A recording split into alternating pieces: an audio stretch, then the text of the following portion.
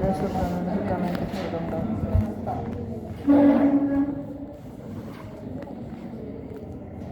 ¿Hasta qué edad se considera un embarazo normal?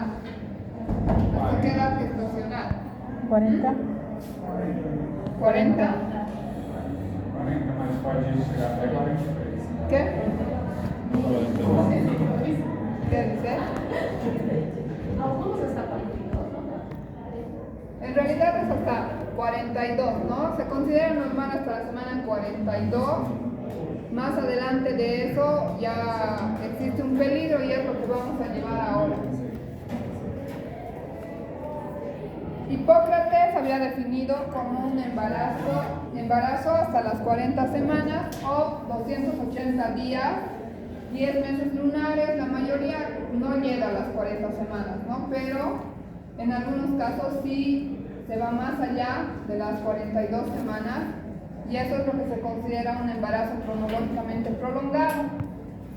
Nayeli, que ustedes saben y han visto la fórmula y la regla más o menos para calcular la fecha probable de parto, aumenta 7 a la fecha de última menstruación y resta 3 al mes, y el año depende, ¿no? Si es de la mitad del año para adelante, ya sería el siguiente año. Y si estuviera en el mismo año, si hay 9 meses en el mismo año, estaríamos dentro del mismo año. Por ejemplo, ahí dice el 7 de mayo, 7 más 7, 14. 5 menos 3, 2, ¿no? Sería para febrero. Como de mayo hacia febrero hay más de 12 meses, o sea, se pasa del año en el que estaba, entonces por eso es que se va hacia el siguiente año. Para que practiquemos o más o menos me entiendan, digamos que tenemos un embarazo el 2 de octubre, o la fecha de última menstruación el 2 de octubre del 2022. ¿Cuál sería la fecha probable de parto de esta paciente? 9 de enero del 2023. 9 de Enero. 0 enero. Sí. 7, 8. 9 de enero, ¿está bien? No. Octubre, noviembre, diciembre, enero, 3 meses de embarazo. Equivocado. 8. 7 o 8. 7. 7. Sí, 7. 10 menos 3. Entonces sería restarle, ¿no? Entonces fecha probable de parto, en este caso porque es octubre, se va al 2023, ¿no? Ahora en otro ejemplo, si digamos es el 28 de marzo del 2022, ¿cuándo sería su fecha probable de parto? 5 de diciembre. 5 de diciembre del 22. 5 de qué? Al menos 7. No importa si hay 31, no, digamos que hay 30. ¿Qué? Diciembre del 2022. ¿Así está bien? Sí. Marzo, abril, mayo, junio, julio, agosto, septiembre, octubre, noviembre, diciembre. Pero en este caso falta un mes, porque este mes no es completo. Entonces, cuando es a fin de mes, tienen que tener mucho cuidado porque ya sería para enero. En este caso no funcionaría la regla de -3, No ¿no? sería -3, -4. Siempre tienen que tomar en cuenta esos detalles. Si es fin de mes, se tendría que pasar al siguiente mes, porque si no estaríamos menos un mes. ¿Se han dado cuenta? Entonces, eso sí que se puede hacer el cálculo según Nayeli de la fecha probable de parto. Y en base a eso también vamos a hacer el cálculo de las semanas de gestación. ¿Alguien tiene un papelito, chicos, por favor? Gracias. Una opción es a través del cálculo de la edad gestacional por las semanas, ¿no? Por la regla de Nayeli. Otra de las cosas para definir la edad gestacional. Entonces, para definir la edad gestacional, utilizamos la clínica, ¿no? Que sería a través de la altura uterina. El primero era la fecha de última menstruación. Entonces, en base a la fecha de última menstruación, hacemos el cálculo de Nayeli o el cálculo de las semanas gestacionales y podemos definir con cuántas semanas de embarazo está. La siguiente es a través de la clínica. Si la paciente no sabe la fecha de última menstruación y no sabe, o la altura uterina, nosotros no tiene una ecografía, lo que vamos a tener es la altura uterina, ¿verdad? Y ya les había dicho las semanas pasadas o las clases pasadas cómo es que nosotros podemos a través de la medición de la altura uterina definir más o menos la edad gestacional. La síntesis del pubis, el ombligo, ¿no? Cuando medimos de la síntesis del pubis por debajo del ombligo, ¿cuánto aumentamos? Para más o menos estimar la fecha o las semanas de gestación. 5, ¿no? En algunos casos, cuando es muy pequeñito, hasta 3 podríamos aumentar, pero más o menos 5. Y por encima del ombligo, 7, ¿no? Entonces, ¿eso qué significa?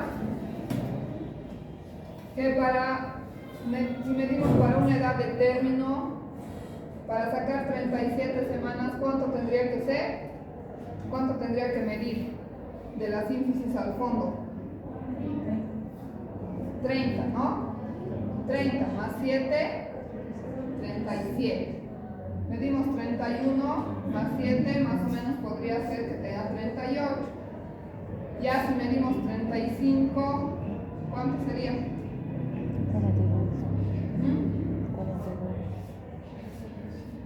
42. Más o menos es la altura uterina la que nos va a guiar también sobre la edad gestacional. Obviamente la mayoría que vamos a encontrar va a ser 30, 31, pero tomando en cuenta si la paciente es obesa, en gemelares no cuenta, si tiene polidrámeos o oligohidrámeos, las alteraciones del líquido amniótico tampoco tendríamos que tomar mucho en cuenta, ¿no? Pero más o menos así nos ayuda la altura uterina. Y otra de las características, bueno, esto nos puede ir guiando más o menos, si la paciente tiene menos de 20 semanas, probablemente no tenga movimientos fetales, y cuando tenga más de 20 o 18 ya empiece a sentir los movimientos fetales.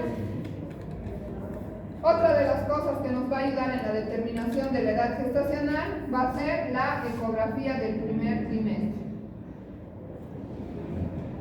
En realidad, la que mejor nos ayudaría o la que nos define bien la edad gestacional va a ser la ecografía del primer trimestre, la que se sacan a las 5 o 6 semanas. Porque a veces la clínica nos puede hacer variar un poquito por las características que ya les decía, ¿no? Que la paciente sea obesa o sea muy flaquita.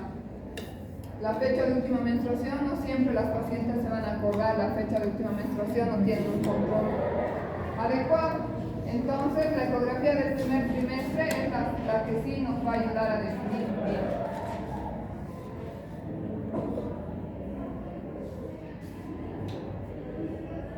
Entonces, existen varios factores de los cuales depende el útero y el embarazo para poder iniciar un trabajo de parto.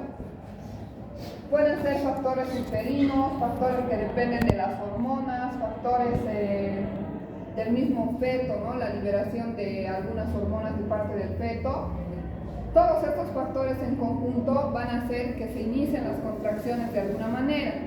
En casos en los que no se inicien las contracciones, entonces podremos irnos hacia un embarazo prolongado y va a tener sus complicaciones, como vamos a ver más adelante. ¿Qué necesitamos para que un trabajo de parto se desencadene? Los factores miometriales. A nivel del útero va a haber un aumento de los receptores de oxitocina que se producen al final del embarazo.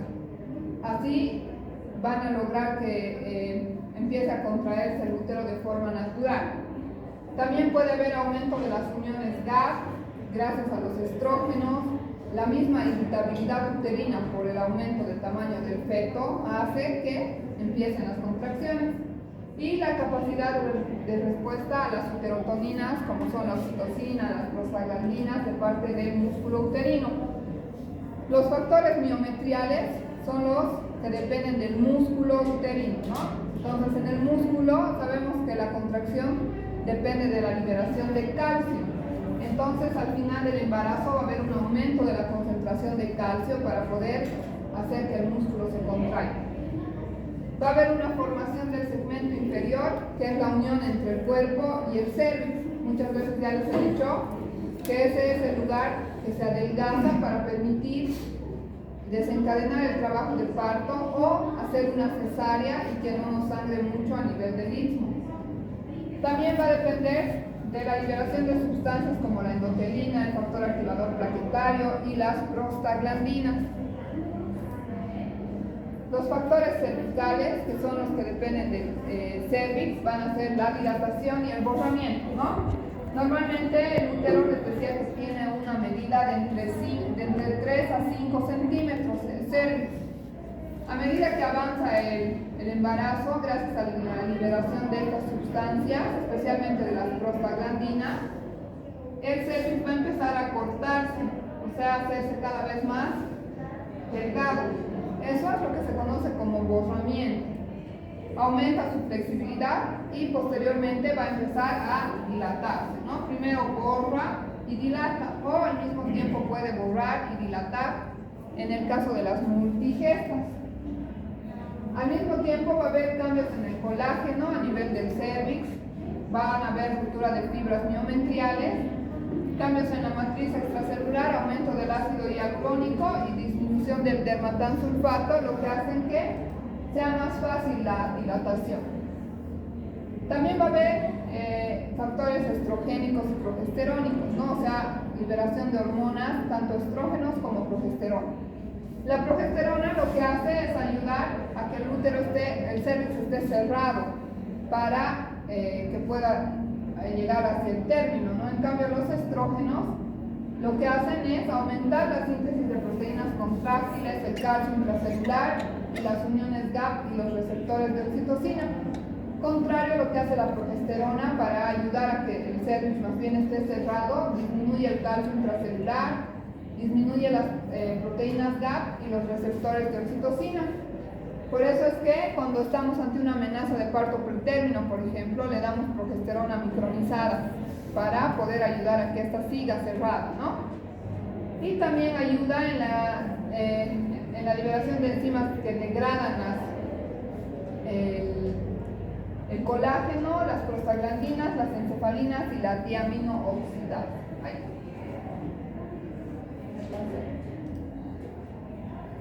También existen factores dependientes de la oxitocina, ¿no? La irritabilidad o la sobredistensión uterina lo que hacen es inducir a que se empiece a liberar oxitocina con el reflejo de Ferguson.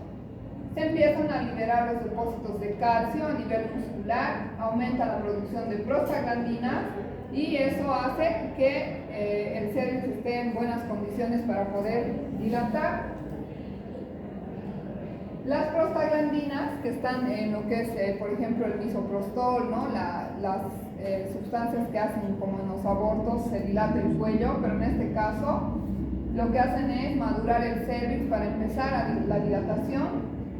Están tanto en el amnios, en el corion y en la decidua.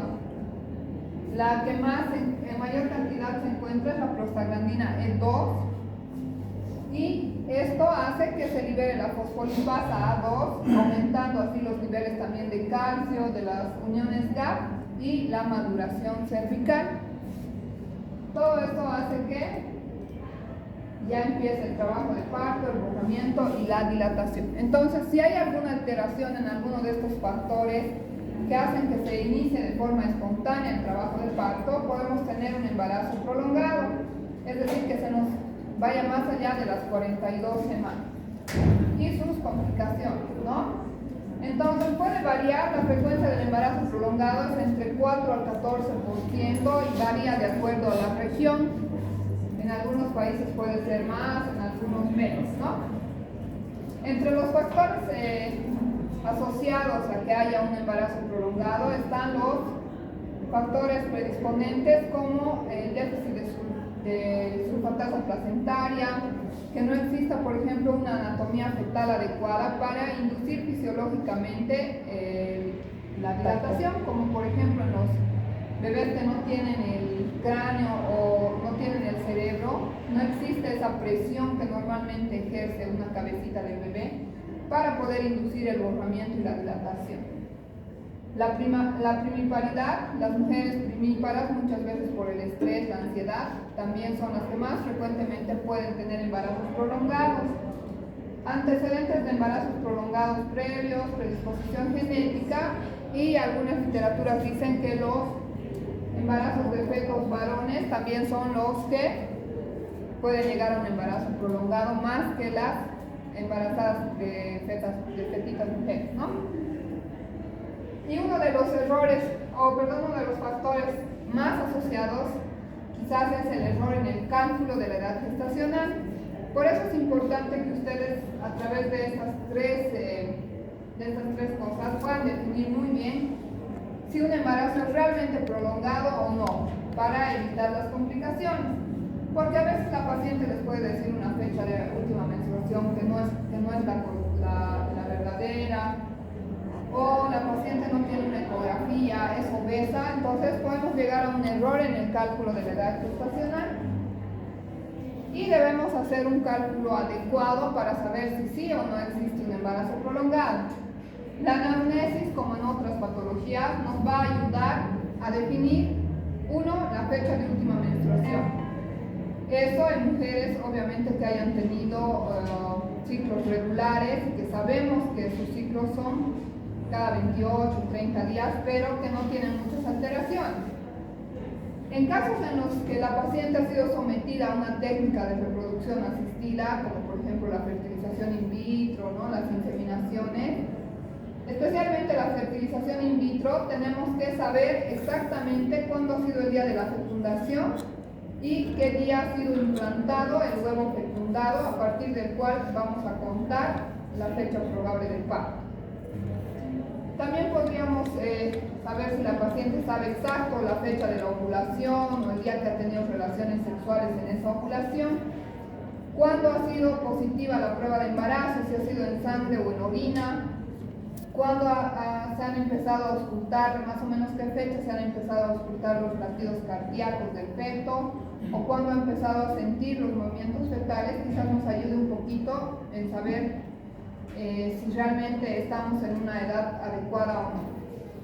La exploración física a través de la medición de la altura uterina, antes también se medía la circunferencia abdominal, pero que actualmente ya no se usa mucho, ¿no? O sea, más medimos lo que es la altura uterina.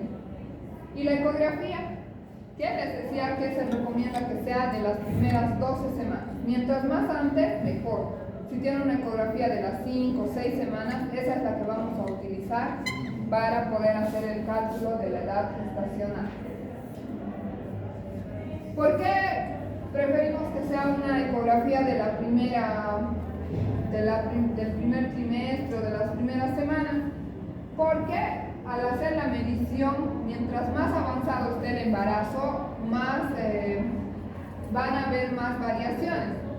Antes de la semana 20, la variación en la ecografía va a ser de más o menos 7 días, ¿no? Entonces puede ser que en vez de 12 semanas, sea 11 semanas o 13 semanas. Entonces hay una variación de una semana. Entre la semana 20 a 30 hay una variación en la ecografía de 14 días, o sea que puede ser menos 2 semanas o más 2 semanas. Y no utilizamos la ecografía del tercer trimestre o ya cercano al nacimiento, porque más de las 30 semanas puede haber una variación de 3 semanas o 21 días. Entonces no es tan real la edad gestacional si utilizamos de referencia esas ecografías. Este embarazo va a ser riesgoso o va a tener complicaciones porque la placenta, al igual que todo, va a ir envejeciendo a lo largo del tiempo, ¿no? Así que al final, ya cerca de las 42, si es que avanza más allá de las 42 semanas, va a haber una disminución de los capilares y del espacio intervelloso, se van a fibrosar, calcificar necesitar, va a haber más depósitos de fibrina, haciendo que el intercambio de sangre, que es para lo que nos sirve la placenta, esté disminuido y por lo tanto no le va a llegar la suficiente sangre al feto. Entonces vamos a ver en esta imagen, hay zonas de infarto, zonas de fibrosis, zonas de calcificación en las placentas de estos embarazos que se van más allá del término o más de las 42 semanas. Puede existir lo que se llama el síndrome de Clifford, ¿no? Que va a haber crecimiento intrauterino retardado asimétrico, oligoamnios, vamos a ver las causas del porqué, y variaciones de la cetocardia. Eso asociado a la insuficiencia placental. Como les había dicho en la clase pasada, el líquido amniótico va a ir variando, ¿no? Desde 8 o 10 ml al principio del embarazo, tiene un pico máximo hasta la semana 24, 30, 32 y después va a ir disminuyendo. Entonces, si nosotros le dejamos que siga el embarazo hasta la semana 43, 44, 45, la cantidad de líquido va a ser menor. Y si hay menor cantidad de líquido, habíamos dicho que se puede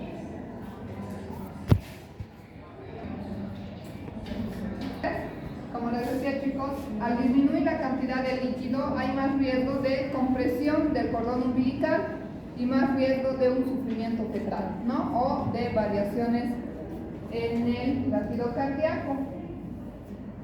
La menor cantidad de líquido hace que haya una disfunción ventricular fetal. Al feto le está llegando menos cantidad de sangre, el corazón intenta bombear hacia los órganos diana como son el cerebro y el riñón.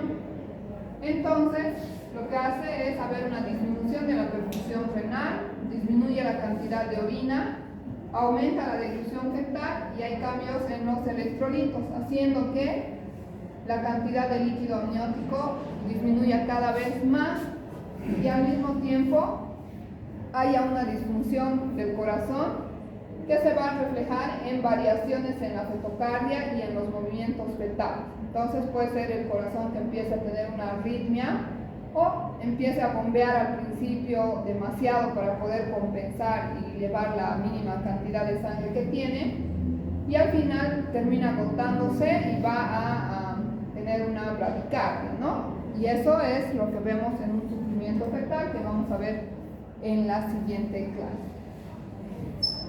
Dentro de las complicaciones perinatales asociadas a que el embarazo continúe desarrollándose o el feto continúe dentro del útero, tenemos la macrosomía. Vamos a ver en las siguientes diapositivas que el fetito aumenta cada semana 100 a 200 gramos, ¿no? Entonces, imagínense si lo dejamos más, cada vez va a estar más gordito. Va a haber un síndrome de posmadurez. El fetito va a estar todo arrugado como un viejito que está remojado en el agua. También puede haber oligoamnios, que les decía, secundario a la disminución de la cantidad de líquido amniótico. Y el que tenga variaciones en el latido cardíaco hace que pueda haber liberación de los esfínteres y el sufrimiento fetal va a hacer que el bebito libere sus esfínteres y tengamos meconio. Y al nacimiento el bebé se puede aspirar el meconio, produciendo de esta manera neumonía y síndrome de distrés respiratorio, ¿no? También un bebé grande va a necesitar mucho más energía y sus fuentes de energía o su acúmulo se van a agotar fácilmente, entonces puede ser con mayor facilidad hipoglicemias. Esto aumenta la morbilidad y la mortalidad fetal, haciendo que también no solamente la mamá se complique por una macrosomía. Si le atendemos el parto a una mujer con un bebé macrosómico, podríamos causar desgarro en los genitales, atonía uterina, hemorragias postparto.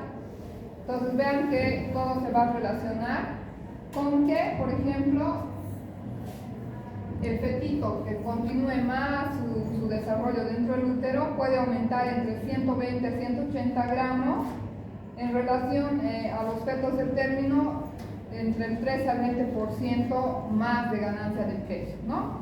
lo que posteriormente puede hacer que haya una distocia de hombros. Un bebé grande, al salir a través del canal vaginal, puede tener una distocia de hombros, fractura de clavícula, parálisis de los nervios que están en esa zona e incluso fracturas de húmero al tratar de sacar un feto grande por el canal vaginal. El síndrome de posmadurez puede estar asociado a un crecimiento intrauterino retardado, o sea que como la placenta es insuficiente y el feto continúa intentando crecer dentro del útero, lo que vamos a tener es que se restrinja cada vez más y las características clínicas de que un bebé es post-término, que es lo que evalúa el pediatra al nacimiento del bebé, vamos a tener el síndrome de Clifford en 3 etapas, ¿no? En la primera etapa la piel va a estar arrugada, puede estarse desprendiendo o se va pelando. Eso es porque está remojando más tiempo de lo que debería dentro del líquido amniótico. En la etapa 1 no siempre se liberan los esfínteres, no esta tenida de meconio y el cuerpo puede ser largo y delgado, ¿no? En la etapa 2 ya la piel y las membranas y el cordón pueden teñirse de meconio si es que hay una liberación de los esfínteres.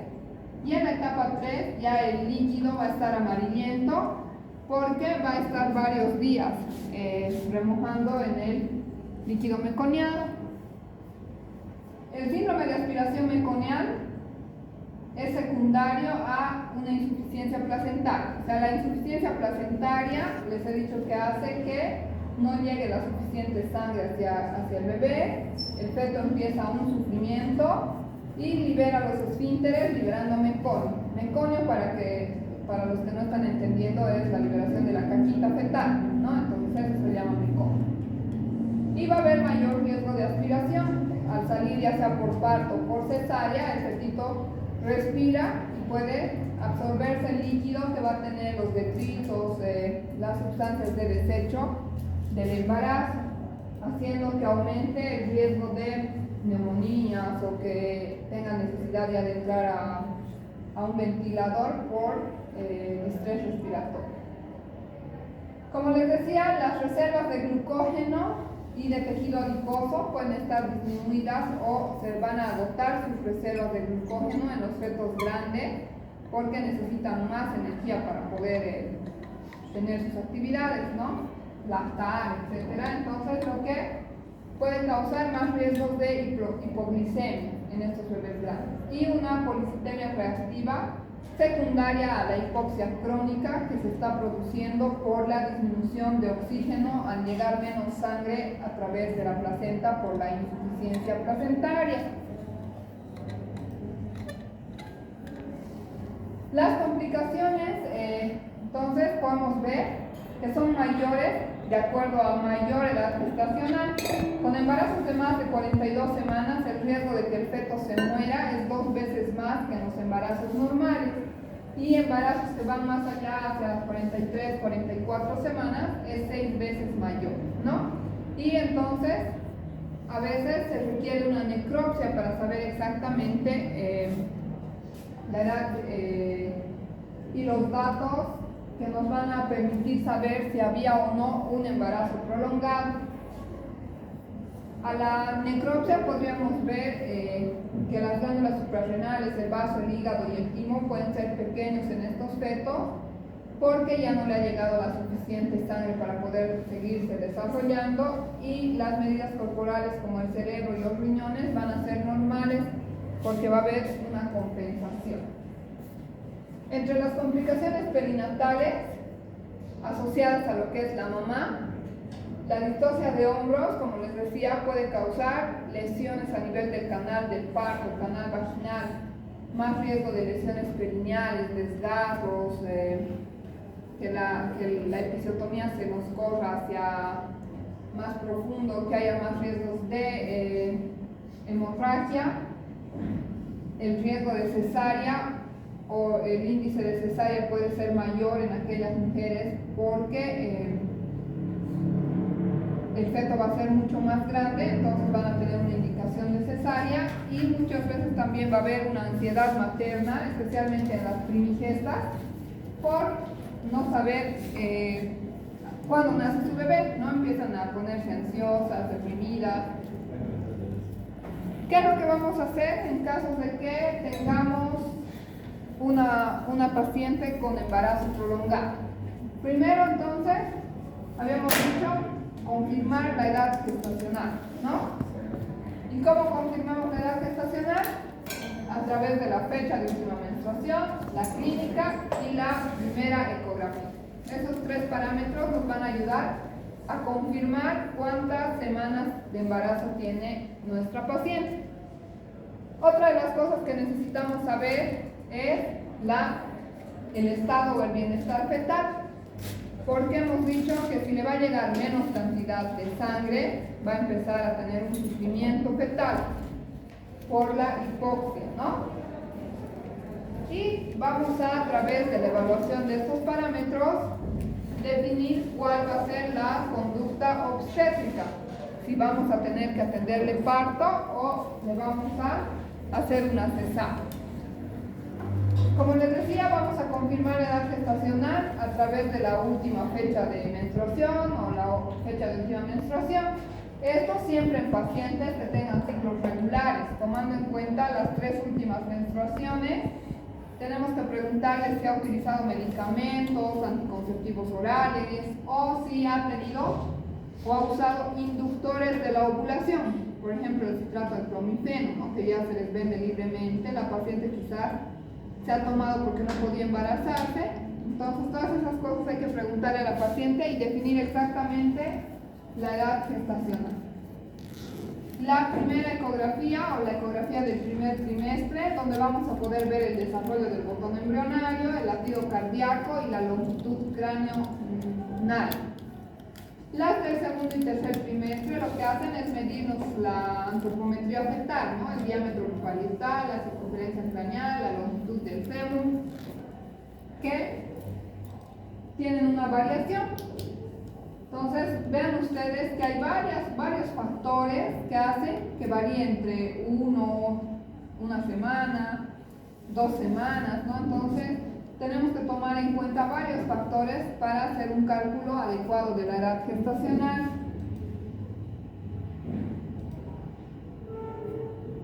¿Cómo vamos a evaluar el estado fetal? Uno, podemos hacerlo a través de la auscultación de los latidos cardíacos con el ecosón, ¿no? Podemos ir a escuchar, pero el que nos va a ayudar mejor es la ecografía Doppler, porque es la que nos refleja la función de circulación o el flujo hemodinámico que existe entre la placenta y el feto. Entonces, el flujo sanguíneo materno-fetal evalúa la función cardíaca del corazón del feto y el índice de pulsatividad de la arteria uterina, las arterias cerebral media y la arteria umbilical, ¿no? Entonces, al evaluar estas arterias a través de la ecografía Doppler, especialmente lo que es la arteria cerebral y la arteria umbilical, podemos evidenciar o confirmar si existe un sufrimiento fetal. Va a haber disminución de la resistencia. Normalmente ustedes saben, les he dicho que los flujos en el Doppler van a ser de flujos de la línea basal hacia arriba, ¿no? De igual manera, en la ecografía Doppler, cuando existe un flujo reverso por debajo de la línea, entonces quiere decir que ya está habiendo una redistribución o no le está llegando la suficiente sangre a alguno de los órganos del feto. Entonces, si nosotros encontramos en la ecografía Doppler un flujo reverso, lo que tenemos que hacer es interrumpir inmediatamente el embarazo porque estaríamos ante un sufrimiento fetal. Esto lo hacen los ecografistas que están entrenados en hacer la ecografía Doppler. También podemos nosotros pedirle a la mamá que controle los movimientos fetales, aunque no son 100% reales, ¿no? O no nos va a permitir realmente saber si el feto está o no en sufrimiento, pero nos da un parámetro más o menos de saber si el feto está todavía bien. Deben ser 3 movimientos en 1 hora y le pedimos a la mujer que controle estos movimientos, y ante la ausencia o disminución de los movimientos fetales estaríamos probablemente ante un sufrimiento, ¿no? También para evaluar el estado fetal existen los test no estresantes y los estresantes. El test no estresante va a evaluar la reserva respiratoria y identifica los fetos que no estén comprometidos, ¿no? Esto simplemente es la realización de un registro cardiotocográfico a través del monitor que ustedes ya han debido ver en algunos centros, que nos controla la frecuencia cardíaca del feto y la contractibilidad uterina. Entonces, le conectamos a la paciente a estos, si tenemos, ¿no?, este cardiotocógrafo, le conectamos y podríamos evaluar cuáles son los trazos, tanto de la frecuencia como de las contracciones. Ante un test que no parece ser reactivo y que probablemente tenga un sufrimiento el feto, le podemos pedir a la paciente que ingiera alimentos. Algunas mujeres que están en ayuno a veces tienen trazos alterados, ¿no? La paciente de cúbito lateral izquierdo y se lo puede hacer por 20 a 30 minutos, o le pedimos que después de comer regrese para hacerle un nuevo trazo. Entonces vean ustedes, aunque no se ve muy bien la imagen, un feto reactivo tendría un trazo variable con subidas y bajadas, y aquí vemos que el trazo es casi silente, ¿no? O sea que es casi una línea. Entonces estamos acá ante un feto con hipoxia y sufrimiento fetal, y aquí estamos ante un feto reactivo. Entonces el test no estresante, que no es reactivo, podríamos pedir a la paciente que esté en decúbito lateral izquierdo, darle algún alimento, un chocolate, un dulce, y ver si recupera y tiene un trazo reactivo, ¿no? Y en los casos en los que, a pesar de dar esas maniobras de reanimación, continuamos con un trazo silente, tendríamos que pensar en interrumpir el embarazo. El test estresante es lo mismo. Antes, los patrones sospechosos de un test no estresante, o sea, de un registro cardiotocográfico, van a ser cuando el feto tenga bradicardia, ¿no? Menor de 100, 110, menos de 100 latidos por minuto. Si es que existe taquicardia leve, entre 160 a 180 latidos, cuando hay una variabilidad reducida o la variabilidad sea excesiva, más de 25 latidos por minuto, o cuando aparezcan desaceleraciones esporádicas, o sea, bajadas de la frecuencia cardíaca muy evidentes, ¿no?, en el trazo cardiotocográfico. Cuando el test basal es reactivo, podemos continuar el control, especialmente en las pacientes que quieren sí o sí parto. Entonces podemos continuar la gestación, e incluso si tiene 41, yéndose 42 semanas, podríamos darle el chance a poderle hacer un control. Si el test basal es no reactivo, podemos realizarle un poquito más de tiempo o darle alimentos, estimular, ¿no?, a que la mamá y el feto puedan reaccionar y ver si solamente era alguna condición del momento. Si es reactivo, podemos continuar con el control del embarazo, y si no es reactivo, hacer pruebas de apoyo, en este caso una ecografía Doppler, para finalizar el embarazo o de una vez finalizar el embarazo, ¿no? Cuando no es reactivo y hay desaceleraciones, o sea, los trazos están patológicos, tanto en el Doppler como en el registro cardiotocográfico, lo mejor es interrumpir o finalizar el embarazo, ¿no? En ese caso tendríamos que pensar en hacerle una cesárea. Los test estresantes es lo mismo que hacer un test no estresante, o sea, un registro cardiotocográfico, pero en este caso utilizando oxitocina en una bomba de infusión. Entonces estimulamos las contracciones y verificamos si hay o no desaceleraciones en el trazado o en la frecuencia cardíaca del feto. Podemos hacerlo en 10-15 minutos este registro y hasta alcanzar unas 3 contracciones en 10 minutos con una intensidad de 30-60 milímetros de mercurio. Entonces ahí vean ustedes que los test estresantes van a tener, la paciente va a empezar a tener contracciones y evaluamos el trazado de la frecuencia.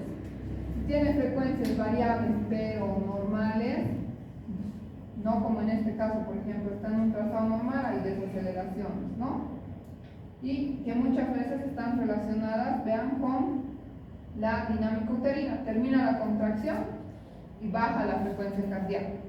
Entonces, así es que el test estresante puede permitirnos saber si a lo largo de que vaya a desarrollar un trabajo de parto la paciente pueda tener un sufrimiento fetal gracias a las contracciones uterinas. Entonces este es un examen de prueba para ver cómo más o menos se va a ir desarrollando el trabajo de parto por las contracciones. Entonces, un test estresante negativo, o sea que no muestre desaceleraciones variables, podemos continuar el embarazo y repetir el registro en unos días hasta en una semana. Cuando no es concluyente, o sea, no nos permite evaluar adecuadamente, podríamos repetir al día siguiente el registro o hacer pruebas de apoyo como la ecografía Doppler. Y si el test estresante es positivo, en este caso sabemos que el feto está maduro porque ya es postérmino, entonces vamos a finalizar el embarazo inmediatamente. El perfil biofísico fetal se lo realizaba antiguamente, antes de que aparezca la ecografía Doppler, y nos permitía evaluar también cómo estaba el feto. Esto a través de la ecografía. El ecografista tenía que quedarse ahí media hora o una hora verificando los movimientos fetales respiratorios, ¿no? La distensión del tórax del fetito, los movimientos fetales de las extremidades, cuántas veces movía sus piernitas o sus bracitos, el tono fetal, el volumen de líquido amniótico y la reactividad cardíaca del feto, la frecuencia cardíaca. Todo eso le hacía dar un valor sobre 10, entonces valores menores a 6 ya eran considerados patológicos o que el feto se encontraba en sufrimiento. También para la evaluación del estado fetal podemos utilizar técnicas mucho más avanzadas o más agresivas, ¿no? Como la amnioscopía. Punzar, sacar líquido amniótico, valorar de esta manera la cantidad de líquido amniótico, y la ecografía Doppler, que es de mucha ayuda en estas pacientes y en varias patologías que vamos a ver y que van a ver también en Ginecotest, preeclampsias, diabetes, ¿no? Nos va a servir de mucho hacerle la ecografía Doppler porque es como que el reflejo del bienestar del feto. Entonces, ya hemos definido la edad gestacional, hemos visto cómo está el feto, si está bien o mal, si está entrando en sufrimiento o no, y ante esto vamos a tener que tomar una decisión, ya sea interrumpir el embarazo o continuar unos días más en aquellas pacientes que desean un parto normal, ¿no?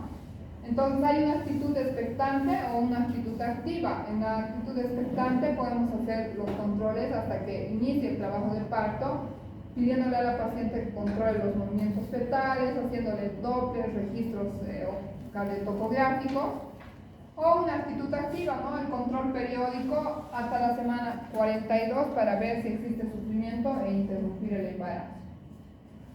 Si el cervix es favorable, o sea que está borrando y se va a dilatar, o las pacientes que tienen una indicación de que pueda ser un parto normal, podríamos entonces inducir el trabajo de parto a través de la utilización del misoprostol en cantidades mínimas para que empiece a dilatar o con oxitocina, ¿no? La inducción del trabajo de parto. Cuando el cervix es desfavorable o hay indicaciones de cesárea, entonces ¿para qué le vamos a prolongar mucho más el embarazo? Tendríamos que realizar una cesárea. Entonces, el estudio del bienestar fetal cada 3 a 4 días desde la semana 41. En caso de ser normal, podemos llegar a finalizar el embarazo hasta las 42 semanas, ¿no? Si es anormal o está ya con signos de una insuficiencia placentaria, podemos pedirle pruebas de apoyo como una ecografía Doppler. Si es anormal, vamos a finalizar el embarazo inmediatamente, y si es normal, podríamos hacer controles hasta llegar a la semana 42. Entonces, estas gráficas también les muestran que hay que evaluar el líquido amniótico, las condiciones obstétricas, cómo está el líquido amniótico, si hay características de que está ante un sufrimiento, interrumpimos el embarazo o podríamos darle chance a un control a las 72 horas y también volver a evaluar cómo están las condiciones, si el cervix ha madurado, está dilatando o no, si el líquido amniótico está meconeado o está claro para continuar el control y cómo estaría el líquido a través de la ecografía. Y ya cuando llegamos a la semana 42, lo mejor es interrumpir el embarazo, ya sea por conducción o por cesárea. Bien chicos, entonces este es el tema de el embarazo prolongado. No sé si tienen alguna duda, consulta, si les ha quedado todo claro. ¿No tienen preguntas? Entonces definan bien lo que es la edad gestacional a través de sus 3 parámetros y no se olviden que la principal complicación de esto va a ser la insuficiencia placental.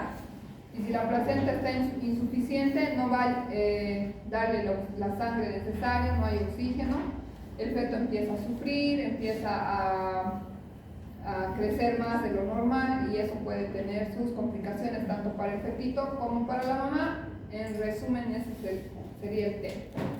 Creo que nos queda media hora, ¿no chicos? Para la siguiente. Ya entonces recreo.